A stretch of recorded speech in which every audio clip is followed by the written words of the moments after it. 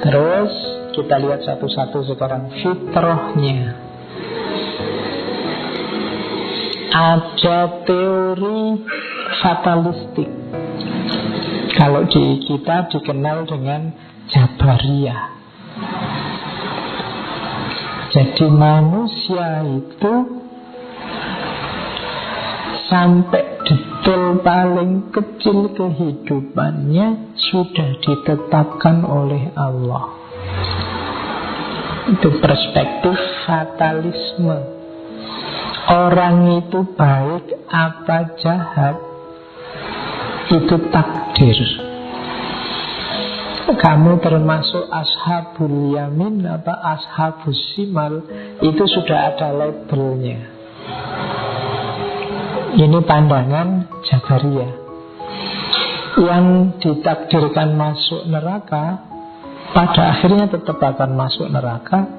Yang ditakdirkan masuk surga pada akhirnya tetap akan masuk surga. Meskipun kamu mati-matian untuk misalnya saya ini jahat, harus jadi orang baik, usahamu akan gagal. Kenapa? Kamu sudah dilabeli oleh Allah untuk jadi orang jahat. Itu Jabariyah.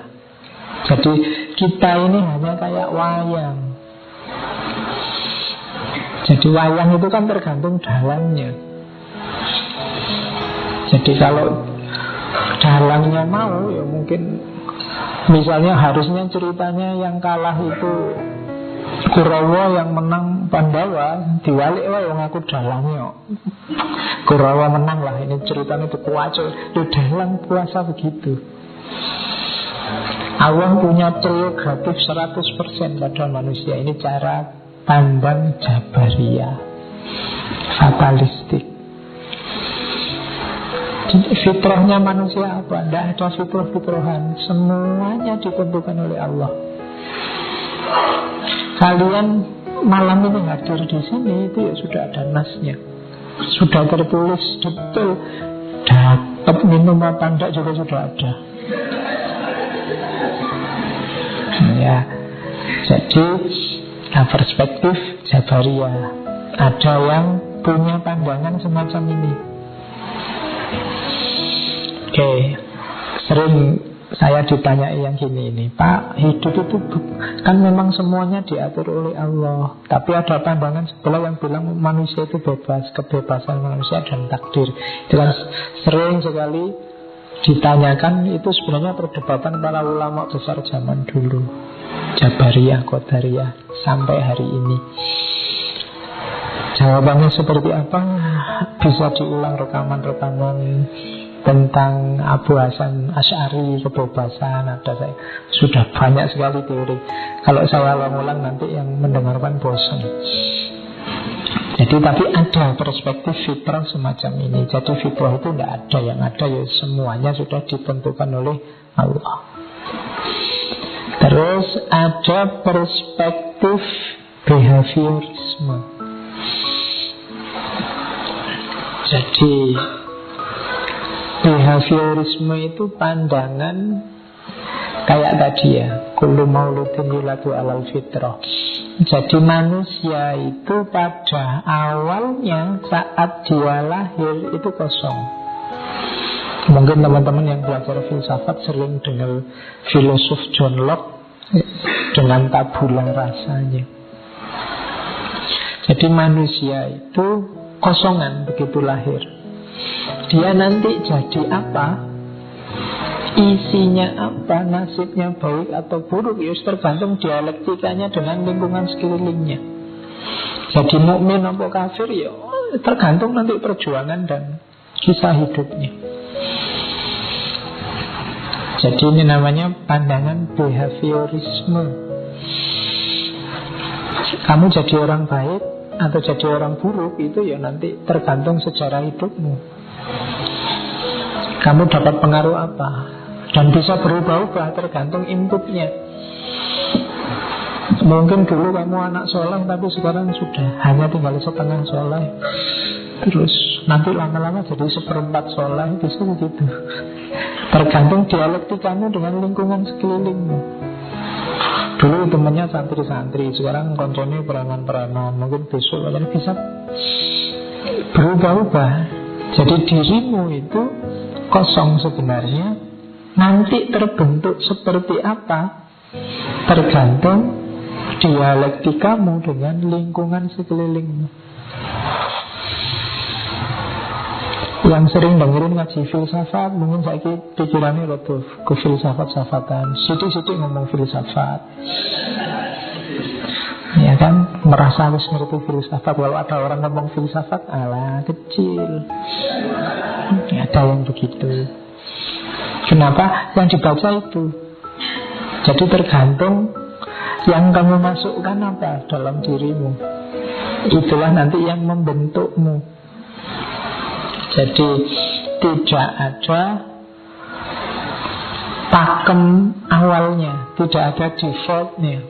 Bahasanya komputer, pokoknya lahir itu kosong, tinggal digambari apa kejadiannya nanti di situ. Jadi itu kan di surat An-Nahl itu disebut wallahu ahrajakum min butuni ummahatikum la ta'lamuna syai'a. Jadi Allah mengeluarkanmu dari perut ibumu itu tidak ngerti apa-apa. Ya, pasti aja kan kamu masih kosong. Semua pengetahuan kan kamu dapat setelah akalmu jalan dari lingkunganmu. Begitu kamu lahir, kamu sebenarnya bersih, fitri, tidak ada isinya apa-apa. Wa ja'ala lakumus sam'a wal absara wal af'idah la'allakum tashkurun. Lalu Allah menjadikan, memberikan buatmu pendengaran, penglihatan, dan hati nurani supaya engkau bersyukur. Jadi modal utamanya, kalau menurut ayat ini, kita ini kan kosong. Kalau ingin meningkat kualitasmu, modalnya 3: telinga, mata, sama hati nurani. Mulut tidak termasuk. Mulut kan nanti yang kamu pakai menceramai orang-orang itu. Jadi kualitas dirimu nanti ditentukan apa yang kamu dengarkan, apa yang kamu lihat, kamu baca, dan apa yang kamu rasakan. Jadi disitulah nanti karaktermu terbentuk. Maka dengarkan yang baik-baik, baca, lihat yang bermutu-bermutu, rasakan yang penting-penting, yang indah-indah, yang bagus-bagus. Maka hidupmu juga akan bagus, baik, indah, berkualitas. Jadi kuncinya kalau pakai surat An-Nahl itu 3 itu: sam'a, wal basar, wal fu'ad. Pendengaran, penglihatan, dan hati. Jadi 3 alat ini harus lebih aktif dari yang lain. Ya, hari ini kan dalam hidup kita yang aktif kan banyak 2. Kalau tidak mulut ya jempol, go HP-nan itu. Jadi kalau disuruh baca males. Begitu ada postingan panjang, kok panjang banget, malah mbok loncat-loncatin, males bacanya. Mendengar juga tidak betah. Jadi kuasai 3 alat ini, nanti hidupmu akan lebih berkualitas. Termasuk yang fuad, pertajam hatimu, fuadmu, nuranimu. Karena hari ini banyak orang yang fuadnya padam, jadi sehingga hidupnya gelap. Nah, itu pelajaran dari aliran behaviorisme. Jadi kita itu bersih, kosong, tapi lingkungan yang mengisi kita. Terus ada pandangan dualisme. Kalau dualisme ini pandangan bahwa kayak tadi, dalam diri kita itu ada 2 potensi sekaligus. Tidak kosong kita itu punya kecenderungan bahkan 2 orientasi. ke arah kebaikan, ke arah keburukan. Tinggal mana yang kita aktualkan. Jadi fa'alhamaha fujuraha wa taqwaha. Allah yang mengisi diri kita, mengilhamkan dari dalam diri kita fujuraha wa taqwaha. Jadi yang negatif dan yang positif kita punya daya untuk merengkuh itu. Pandangan ini namanya dualisme. Seperti diuraikan di depan, kita jadi orang jujur bisa, jadi orang curang juga bisa. Dua-duanya kita punya daya. Ini namanya pandangan dualisme. Berarti ada potensi yang sudah tertanam dalam diri kita. Jadi ternyata kalau kembali ke fitrah, kalau pakai teori ini ya harusnya ditambahi kembali ke fitrah yang baik. Jadi nanti, karena ternyata manusia juga bisa curang, juga bisa jahat. Nah, pandangan ini namanya pandangan dualisme. Jadi manusia itu dalam hidupnya pertarungan antara dua orientasi. Kamu milih yang baik apa yang buruk, kamu milih yang penting apa yang tidak penting, kamu milih yang jahat apa yang baik. Itu pandangan ini namanya dualisme. Ada pandangan namanya humanisme. Kalau ini melihat bahwa manusia itu dia membawa fitrah, dan fitrahnya itu fitrah kebaikan saja. Kalau muncul kejahatan itu karena manusianya yang nyeleweng dari fitrah kebaikan ini. Nah, teori semacam ini namanya humanisme. Jadi aslinya manusia itu baik. Jadi manusia punya sifat-sifat bawaan yang positif. Lingkungan yang membuat orang lupa dengan fitrah baiknya, harusnya dia baik, harus dia jadi jahat. Ya dalilnya tadi fitratallahi lati fataron nasa alaiha. Kalau manusia setia dengan fitrahnya, dia pasti baik. Jadi pandangan semacam ini namanya humanisme. Jadi percaya pada manusia dan kemanusiaan. Oke, terus